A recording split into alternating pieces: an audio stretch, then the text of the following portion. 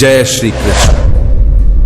मित्रों, जीवन की राह में एक गहरी बात हमेशा याद रखिए। हमारे कर्मों का फल हमें उसी तरह ढूंढ लेता है जैसे कोई बछड़ा सैकड़ों गायों के बीच अपनी मां को पहचान लेता है। यह प्रकृति का अटल नियम है। हम हर पल हर क्षण कोई न कोई कर्म कर रहे होते हैं, चाहे वह सोचने का हो, बोलने का हो या कोई कार्य करने का। उस ज्ञानवर्धक ऐसा कोई क्षण नहीं होता जब हम कर्म से पूर्ण रूप से मुक्त रह सके। जन्म से पहले कुछ कर्म ऐसे होते हैं जो छल, स्वार्थ और झूठ से भरे होते हैं, जबकि कुछ कर्म कर्तव्य बोध, सेवा और समर्पण से प्रेरित होते हैं। श्री कृष्ण यही समझाते हैं कि कर्म की प्रकृति के अनुसार ही हमें उसका फल मिलता है, अच्छा या बुरा, शीघ्र या विलंब से। इसलिए याद रखिए, जीवन से जुड़ी हम ना तो कर्म से भाग सकते हैं और ना ही उसके परिणाम से बच सकते हैं। आपके जीवन से जो जैसा बोता है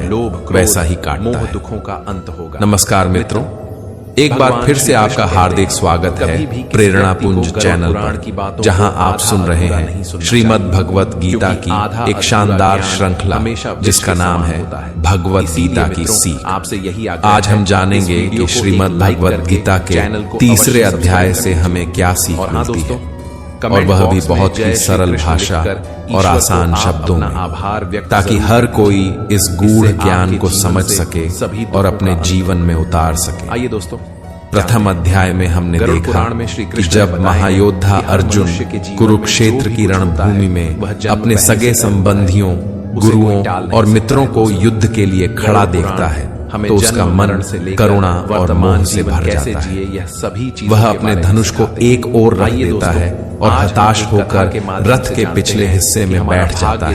युद्ध करने से स्पष्ट रूप से इनकार कर देता है। वहीं दूसरे अध्याय में भगवान श्री कृष्ण अर्जुन को गहराई से समझाते हैं कि उसका सच्चा धर्म, उसका कर्तव्य उसे यही आदेश देता है कि वह अन्याय के विरुद्ध खड़ा हो और युद्ध भूमि में उतरकर धर्म की रक्षा करे। इस अध्याय में श्री कृष्ण अर्जुन के समक्ष दो महत्वपूर्ण मार्ग रखते हैं। पहला है निष्काम कर्म योग, जिसमें फल की इच्छा छोड़कर कर्म किया जाता है, और दूसरा है ज्ञान योग, जो आत्मा, परमात्मा और संसार के सत्य को जानकर वैराग्य की ओर ले जाता है।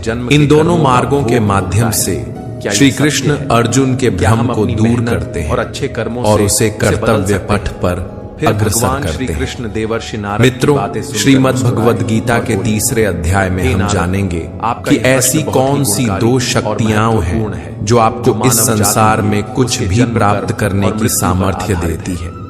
हम यह भी समझेंगे कि वास्तव में हम हैं क्या और अपने मन को वश में कैसे करें, बल्कि हर मनुष्य कैसे हम अपनी बुरी आदतों से मुक्ति पा सकते हैं और अपने इच्छित लक्ष्य को प्राप्त कर सकते हैं।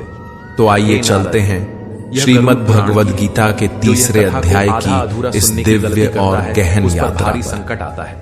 यह अध्याय है कर्म हमेशा विष के समान होता है। इस अध्याय में भगवान श्री कृष्ण अर्जुन को यह बोध कराते हैं कि प्रत्येक जीव अपनी स्वाभाविक प्रकृति और गुणों के अनुसार ही कर्म करने के लिए बाध्य है। पाप, कर्म, क्रोध, कोई भी व्यक्ति ऐसा नहीं है जो एक क्षण के लिए भी बिना कर्म के रह सके। यहाँ श्री कृष्ण उन लोगों की भी आलोचना करते हैं जो केवल बाह्य रूप से वैराग्य धारण करते हैं, जैसे गेरुए वस्त्र पहनना, दिखावे का त्याग करना, लेकिन भीतर से उनकी इंद्रियां विषयों की ओर आकर्षित रहती हैं। श्री कृष्ण ऐसे लोगों को कपटी और ढोंगी कहते हैं, क्योंकि असली वैराग्य मन और इंद्रियों के संयम में है, न कि केवल बाहरी रूप रंग। जो व्यक्ति कर्म योग का पालन करते हुए निरंतर कर्म में लगे रहते हैं, लेकिन उनके प्रति मोह या आसक्ति नहीं रखते, वे वास्तव में दूसरों से श्रेष्ठ माने जाते हैं। वे कर्म करते हुए भी भीतर से शांत और निर्लिप्त रहते हैं। इसके बाद भगवान श्री कृष्ण इस बात पर विशेष बल देते हैं कि हर जीव इस सृष्टि की व्यवस्था का एक अभिन्न हिस्सा है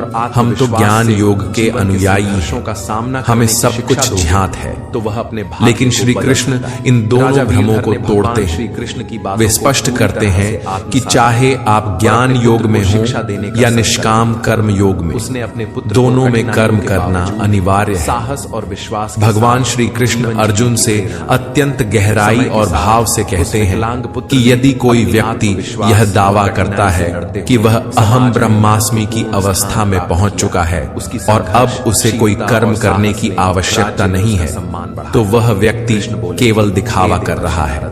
वह अहंकार और भ्रम से भरा हुआ है, प्रक्रिया है, क्योंकि इस संसार में कोई भी मनुष्य ऐसा नहीं है जो एक क्षण के लिए भी पूरी तरह निष्क्रिय रह सके। भाग्य भी बदलता है। श्री कृष्ण अर्जुन को समझाते हैं कि हर जीव प्रकृति द्वारा उत्पन्न गुणों के अधीन होकर ही कर्म करता है। अर्जुन, तुम भी एक मनुष्य यह हो, कथा हमें चाहे तुम चाहो या न चाहो, जीवन में जो कुछ तुम्हारे शरीर से कर्म तो होते ही रहेंगे। कर्मों का फल, तुम्हारा सांस लेना, और भोजन करना, सोचना, ये सभी भी कर्म ही है। को बदल सकता और जब तक यह शरीर है तब तक तुम पूरी तरह निष्क्रिय नहीं रह सकते। और सत्य की राह पर चलते। श्री कृष्ण अर्जुन को याद दिलाते हैं कि तुम एक क्षत्रिय हो और तुम्हारा धर्म है कि तुम अन्याय और अधर्म के विरुद्ध खड़े हो। हे नारद, यदि तुम इस युद्ध से पीछे हटते हो तो तुम न केवल अपने धर्म से विमुख होगे बल्कि अपने अस्तित्व से भी मुंह मोड़ लोगे। दूसरे की इसलिए तुम्हारे लिए संन्यास का मार्ग नहीं बल्कि कर्म का मार्ग ही सर्वोत्तम है। किसी के साथ श्री कृष्ण आगे भावुक होकर कहते हैं कि तुम यह समझो कि ये सभी कर्म वास्तव में तुम नहीं कर रहे बल्कि प्रकृति तुमसे करवा रही है। तुम केवल एक माध्यम हो सकता है। जब तुम यह जान जाओगे कि तुम स्वयं कर्ता नहीं हो बल्कि केवल एक साक्षी हो, तभी तुम फल की इच्छा से मुक्त होकर एक सच्चे कर्मयोगी बन सकोगे। दोस्तों, भगवान श्री कृष्ण अर्जुन को आश्वासन देते हैं कि जब तुम अपने सभी कर्मों को फल की अपेक्षा के बिना मेरे चरणों में समर्पित कर दोगे तब मैं स्वयं तुम्हारा कर्ता बन जाऊंगा। और जब मैं तुम्हारा कर्ता बन जाऊंगा तो तुम्हें वह सब कुछ प्रदान करूंगा जिसकी तुम्हें जरूरत होगी। राज्य, सुख, सम्मान, सब कुछ बिना मांगे, बिना परिश्रम किए। लेकिन यदि तुम कर्म से बचते हुए केवल भोग चाहते हो तो तुम एक चोर कहलाओगे और तब तुम कभी मुझसे परमात्मा से नहीं जुड़ पाओगे। श्री कृष्ण अंत में कहते हैं कि जिस प्रकार महान आत्माएं खाने के लिए नहीं जीती बल्कि जीने के लिए खाती हैं, उसी प्रकार तुम्हें भी परिणाम के लिए नहीं बल्कि धर्म और लोक कल्याण के लिए युद्ध करना चाहिए। यही सच्चा कर्म योग है और यही जीवन का वास्तविक धर्म। हे अर्जुन, तुम मनुष्यों में सबसे महान हो, श्रेष्ठ हो, तेजस्वी हो और योग्य भी। इसलिए तुम्हारे कर्म सिर्फ तुम्हारे नहीं रह जाते, वे एक आदर्श बन जाते हैं। जैसा तुम करोगे ठीक वैसा ही तुम्हारी संतानें करेंगी और वही कार्य आने वाली पीढ़ियों का मार्गदर्शन करेगा। तुम केवल स्वयं के लिए नहीं पूरी मानवता के लिए उदाहरण हो। देखो मुझे, मैं स्वयं भगवान। हिंदू धर्म का सबसे मुझे कोई भी कर्म करने की आवश्यकता नहीं है, जिसमें न कोई अपेक्षा है न कोई बंधन। भाग्य कर्मों फिर भी मैं निरंतर कर्म करता हूँ। क्यों? ये पुराण क्योंकि मनुष्य की आत्मा मेरा ही एक अंश है।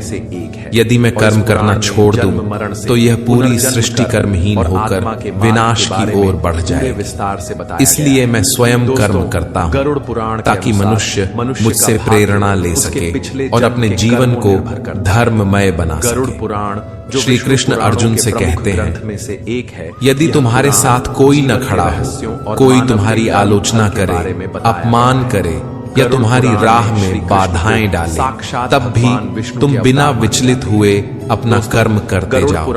क्योंकि जब कोई सच्चा कर्म योगी बिना किसी स्वार्थ और द्वेष के केवल कर्तव्य में लगा रहता है तो समय के साथ वही आलोचक भी उसकी प्रशंसा करने वाले भाग्य को हम उसका अनुसरण करने लगते हैं। श्री कृष्ण कहते हैं, मयि सर्वाणि कर्माणि सन्न्यस्य अध्यात्म चेतसा निराशीर निर्ममो भूत्वा युद्धस्व विगतज्वर। दोस्तों, अर्थात हे अर्जुन, अपने समस्त कर्म मुझे अर्पित कर दो और निरंतर मुझे परमात्मा रूप में स्मरण करते हुए कामनाओं और ममता से मुक्त होकर अपने भीतर के मानसिक कष्टों को त्याग कर इस धर्म युद्ध में पूरे उत्साह से खड़े हो जाओ। धर्म का पालन कर। क्योंकि जो व्यक्ति यह समझता है कि वह स्वयं ही सब कुछ कर रहा है, उससे बड़ा मूर्ख और पीड़ित कोई नहीं होता। वह न केवल दुखी होता है बल्कि दूसरों को भी भ्रमित करता है। और ज्ञानी जन ऐसे अज्ञानी लोगों से विवाद नहीं करते, उन्हें केवल दया की दृष्टि से मनुष्य को देखते। हमेशा धर्म इसलिए हे अर्जुन, चाहिए। तू अपने कर्मों के बंधन में मत उलझ,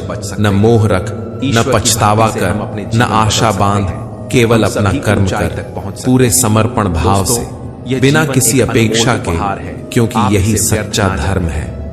हे अर्जुन, धर्म का पालन हमेशा यह बात हृदय में बिठा लो कि अपने धर्म और कर्तव्य का पालन, चाहे उसमें थोड़ी सी भी कमी क्यों न रह जाए, समाज और दुनिया फिर भी दूसरों के धर्म को अपनाने से कहीं अधिक श्रेष्ठ और कल्याणकारी होता है, क्योंकि अपना धर्म हमारे स्वभाव के अनुकूल होता है, जबकि दूसरे का धर्म चाहे कितना भी आकर्षक क्यों न लगे, अंततः वह हमें भ्रम, विफलता और दुख की ओर ही ले जाता है।